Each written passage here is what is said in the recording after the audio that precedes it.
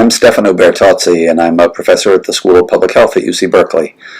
I'm recording today first to congratulate Breathe for doing the work that they're doing on the Great American Smokeout. I think it's really commendable, and it is a recognition of the fact that smoking is still a huge problem, even in the United States, although it's an even bigger problem in many countries in the world where the prevalence of smoking is increasing. It's also an issue that is very personal to me. I lost all four of my grandparents to tobacco-related illness. I was living, when I was between 10 and 13, I lived with my maternal grandparents, and during that time my grandfather died. And then a few years later, when I was a freshman in college, I went to visit my grandmother as she was dying of lung cancer, and carried her into her house just 2 days before she died. I wasn't able to get back up for her death. And then a few years after that, I had to watch my father die of end-stage emphysema, or chronic obstructive pulmonary disease. It's a horrible disease that leaves you basically gasping for breath as you spend many, many months increasingly short of breath, increasingly in and out of the hospital until you finally succumb.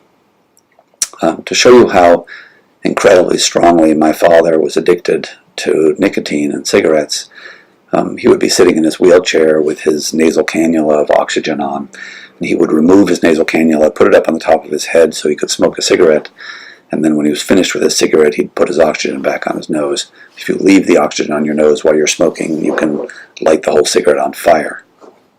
It wasn't the first time that I'd seen that. When I worked as a medical student in the VA hospital, I used to see the old veterans who had end-stage emphysema doing the same thing.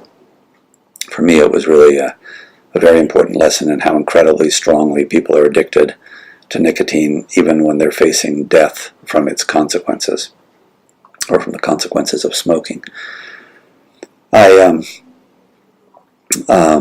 worked, when I was on the board of the American Medical Association, as a student. I worked with the AMA, that at the time had not come out strongly against cigarette smoking, and the students worked very hard to get the organization to take a very strong stance, and we were successful. It was at a time when C. Everett Koop was Surgeon General of the United States, and it was really, I think, a time that led to significant change both in the government's position and in the position of the medical establishment about smoking and its dangers.